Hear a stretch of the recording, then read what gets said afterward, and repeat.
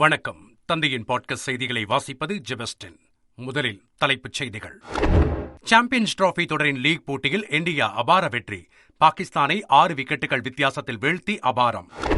Champions trophy cricket தொடரில் India பாகிஸ்தானை வீழ்த்தியதால் ரசிகர்கள் கொண்டாட்டம். நாடு முழுவதும் பல்வேறு நகரங்களில் சாலைகளில் திரண்டு பட்டாசு வெடித்து உற்சாகம்.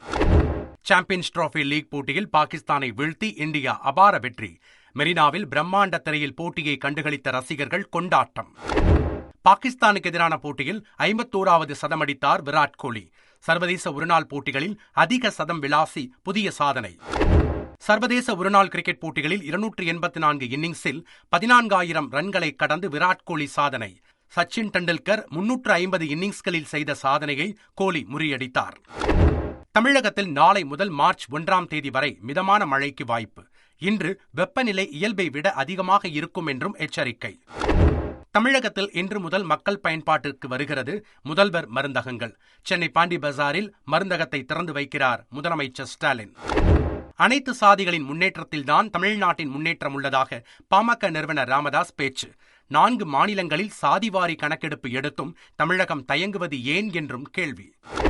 சாதிவாரி கணக்கெடுப்பை நடத்தி அனைவருக்கும் இடஒதுக்கீடு கொடுக்குமாறு பாமக தலைவர் அன்புமணி ராமதாஸ் வலியுறுத்தல். அதிகாரம் இல்லை என்றால் அதிகாரத்தை உருவாக்க வேண்டும் என்றும் பேச்சு. சென்னை ஆரேபுரத்தில் மளிகை கடை ஊழியர் மற்றும் உரிமையாளரை தாக்கிய வழக்கு. சிசிடிவி கேமராவையும் சேதப்படுத்திச் சென்ற பாமக நிர்வாகிகள் 2 கைது. வறுமையின் பிடியில் சிக்கி தவித்த தனது தாயாரிடம் கரண்ட் பில் கட்டுவதற்கு கூட பணம் இல்லை. நகைகளை அடகு வைத்துவிட்டு காதில் துடைப்ப குச்சியுடன் உயிரிழந்ததாக ராணிப்பேட்டையில் நடந்த நிகழ்ச்சியில் அமைச்சர் துரைமுருகன் உருக்கம். ஜல்லி எம்சன் விலை 100% உயர்ந்துள்ளதால் 5,000 கோடி ரூபாய் அரசு கட்டுமான பணிகள் பாதிப்பு. விலை உயர்வை கட்டுப்படுத்த முதல்வருக்கு இந்திய கட்டுநர்கள் சங்கம் வேண்டுகோள்.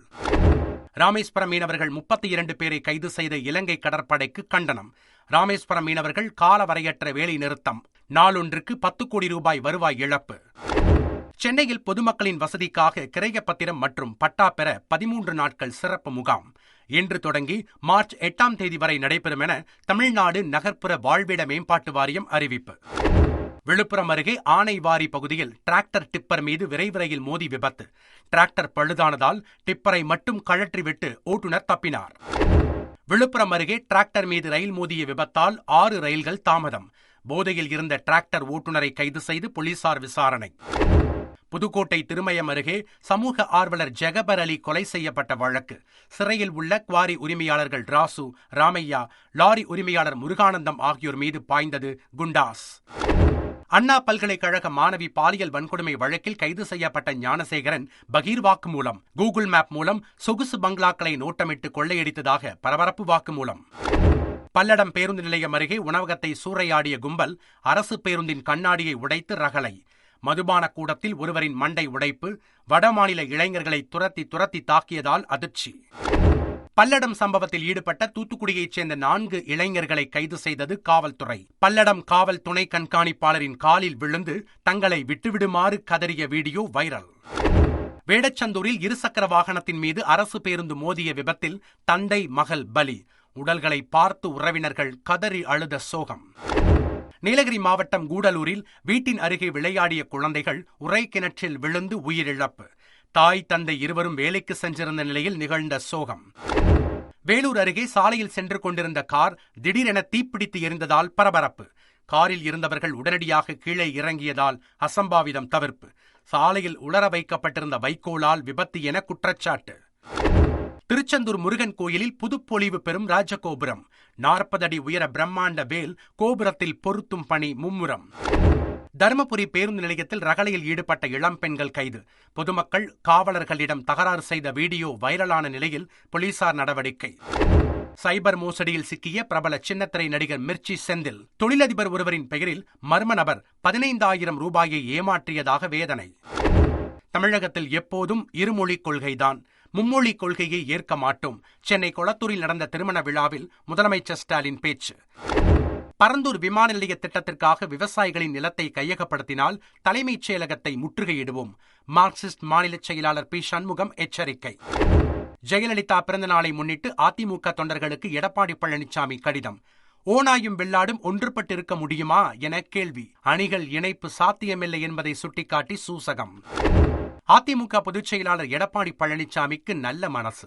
துரோகியும் விசுவாசியும் தோளோடு தோள் நிற்க முடியாது என இபிஎஸ் கூறியிருந்த நிலையில் ஓபிஎஸ் நக்கலாக பதில்.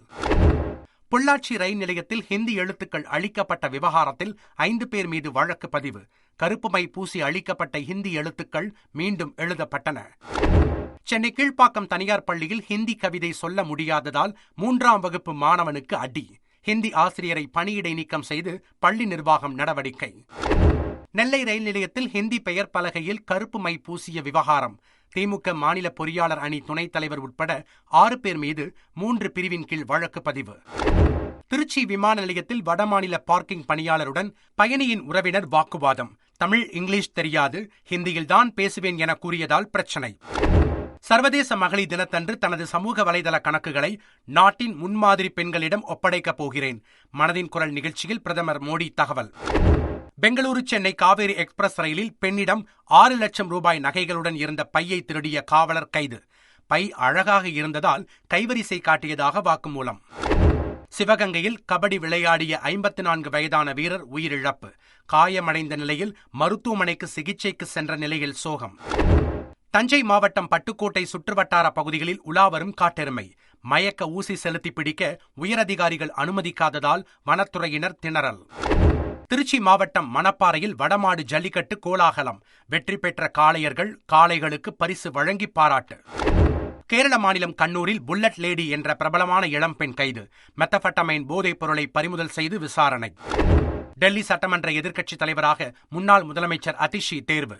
டெல்லியில் எதிர்க்கட்சித் தலைவர் பதவியை அலங்கரிக்கும் முதல் பெண் என்ற பெருமையை பெறுகிறார். கேரள மாநிலம் காசர்கோட்டில் அதிவேகமாக சென்ற கார் இருசக்கர வாகனங்கள் மீது மோதி விபத்து.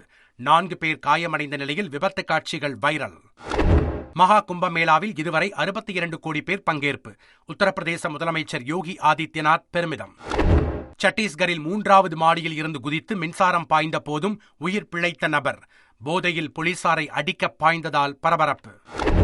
சட்டவிரோத குடியேற்ற தடுப்புச் சட்டத்தின் கீழ் 4ஆம் கட்டமாக 12 இந்தியர்களை திருப்பி அனுப்பியது அமெரிக்கா. டெல்லி விமான நிலையம் வந்தடைந்தனர். ஜெர்மனி தேர்தலில் எதிர்க்கட்சியான கிறிஸ்தவ ஜனநாயக யூனியன் ஆட்சியை பிடித்தது. அதிபர் ஓலாஃப் ஸ்கால்ஸ் தலைமையிலான சமூக ஜனநாயக கட்சி தோல்வியை தழுவியது. யுக்ரைனில் அமைதி திரும்ப தனது பதவியை விட்டுத்தர வேண்டும் என்றால் தயார். அதிபர் ஜெலன்ஸ்கி அறிவிப்பு. அமெரிக்காவில் இருந்து இந்தியா புறப்பட்ட விமானம் வெடிகுண்டு மிரட்டல் காரணமாக இட்டலியின் ரோம் நகரில் தரையிறக்கம். சோதனைக்கு பிறகு இந்தியாவுக்கு அனுப்பி வைக்கப்படும் என தகவல். அமெரிக்க அரசு ஊழியர்கள் வொர்க் ரிப்போர்ட்டை இன்று இரவுக்குள் அனுப்ப எலான் மஸ்க் அறிவுறுத்தல். அறிக்கை வழங்காதவர்கள் ராஜினாமா செய்ததாக கருதப்படும் என்ற எச்சரிக்கைக்கு ஊழியர்கள் கடும் எதிர்ப்பு. மருத்துவமனையில் தீவிர சிகிச்சையில் உள்ள போப் பிரான்சிஸ் கவலைக்கிடம். வாட்டிகன் அதிகாரப்பூர்வ தகவல். இஸ்ரேலிய ராணுவத்தால் கொல்லப்பட்ட ஹிஸ்புல்லா தலைவர் நஸ்ரல்லாவின் இறுதிச் சடங்கில் பங்கேற்ற ஆயிரக்கணக்கான மக்கள். ஈரானிய வெளியுறவுத்துறை அமைச்சர், ஈரானிய ராணுவ தளபதிகள் பங்கேற்பு. ஓபன் ஏஐ தலைமை நிர்வாக அதிகாரியும் தன் பாலின ஈர்ப்பாளருமான ஆல்ட்மேன் மல்கரின் ஜோடிக்கு ஆண் குழந்தை. இவ்வளவு அன்பை தான் ஒருபோதும் உணர்ந்ததில்லை என சமூக வலைதளத்தில் பதிவிட்டு மகிழ்ச்சி. இன்ஸ்டாகிராமில் பாலிவுட் முன்னணி நடிகை திஷா பதானி வெளியிட்ட வீடியோ இணையத்தில் வேகமாக பகிர்ந்து வரும் ரசிகர்கள். நடிகர் சிவகார்த்திகேயன் நடிக்கும் பராசக்தி படத்தின் படப்பிடிப்பு மதுரையில் நிறைவு. அதர்வா, ரவிமோகன் காட்சிகளை இணையத்தில் பதிவிட்டு இயக்குனர் சுதா கொங்கரா தகவல். டிராகன் படத்திற்கான லுக் டெஸ்ட் வீடியோவை பகிர்ந்த அசாம் நடிகை கயாடு லோஹர் ரொமான்ஸ் செய்யும் காட்சிகளை வெளியிட்டார். டிராகன் படத்தின் வெற்றியை தொடர்ந்து பாலிவுட் நடிகர் அமீர் கானுடன் பிரதீப் ரங்கநாதன் சந்திப்பு. தங்களின் அற்புதமான வார்த்தைகளுக்கு நன்றி என இன்ஸ்டாகிராம் பக்கத்தில் பிரதீப் ரங்கநாதன் பதிவு. மகாபாரதத்தை இயக்குவது தன்னுடைய கனவு.